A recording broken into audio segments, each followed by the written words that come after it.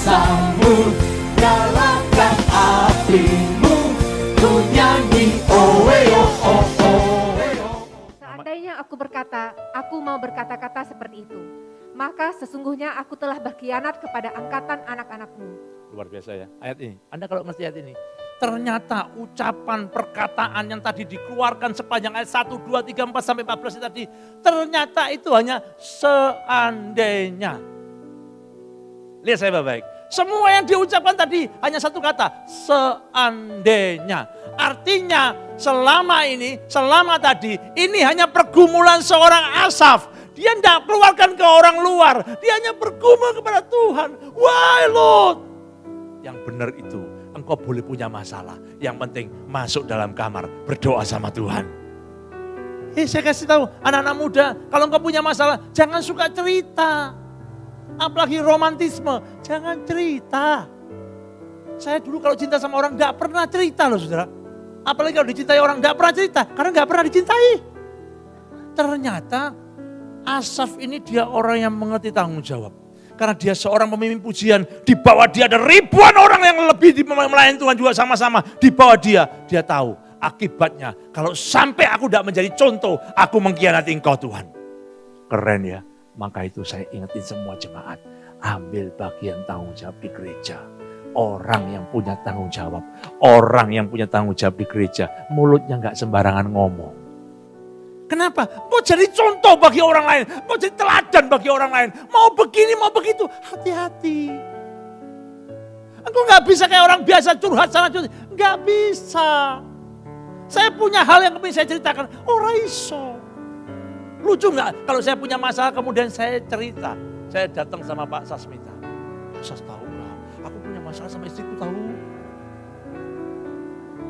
Kira-kira Pak Sas masih mau nggak melayani di gereja ini tadi?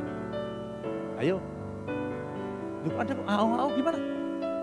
Coba contoh apa? Lucu nggak kalau saya seorang gembala kemudian saya cerita ke siapa? Ke Yumima. Mima, aku sedih tahu. Aku ada masalah tahu. Lucu nggak? Nggak mungkin saudara. Nih orang yang punya tanggung jawab berbeda karakternya. Orang yang punya tanggung jawab pelayanan hati-hati ngomongnya. Hidupnya jadi teladan saudara. Itu yang dilakukan oleh Asaf. Saudara saya itu apa-apa suka. Kenapa kok saya tahan-tahan? Ya sabar, tunggu ya. Bukan karena apa. Saya tanya dulu Tuhan bener enggak ini. Kalau saya salah bagaimana? Dulu saya muda saya nggak pernah tanya. Sikat. Sekarang saya udah umur 50 Pak. Hati-hati. Apa-apa saya tanya, lebih baik saya mundur 2 langkah supaya saya bisa melompat lebih jauh saudara. Daripada saya cepat-cepat, gak ada gunanya. Tempat kudus itu tadi perlu buat kita semua. 1, buang self pity. Mulai hari ini jangan suka komplain lagi, jangan suka ngomel. Kalau ada orang lain yang lebih diberkati, katakan amin buat mereka. Kalau engkau melihat temanmu, ya meskipun dia gak aktif, gak apa, tapi lebih diberkati, doakan dia. Kalau lihat temanmu sepelayanan, jengkelin ya, suka gosip, suka ngata-ngatain, tapi masih diberkati, berkati dia. Yang kedua, jangan merasa diri benar saudara. Cari kebenaran dari Tuhan, karena kita semua ini berhasil dari pembenaran, bukan benar sendiri. Jangan merasa sok benar. Yang ketiga yang paling penting, setelah self-pity-nya gak ada, self-righteousness juga dibuang, ini masuk yang paling fase luar biasa. Itu apa? Ketika engkau gak mengerti semua ini solusinya apa, datang sama Tuhan. Belum ada jawabannya, tetap setia. Tuhan, kenapa ya Tuhan? Dia selalu ngata-ngatai aku. Diam aja, jangan dicari konfrontasinya. Diam, tenang. Cari Tuhan terus. Roma 12 katakan, pembalasan adalah hakku. Kalau ada orang berkata buruk tentang saudara, jangan balas, urusannya sama Tuhan. Tuhan jawab gini, besar mana tanganku sama tanganmu.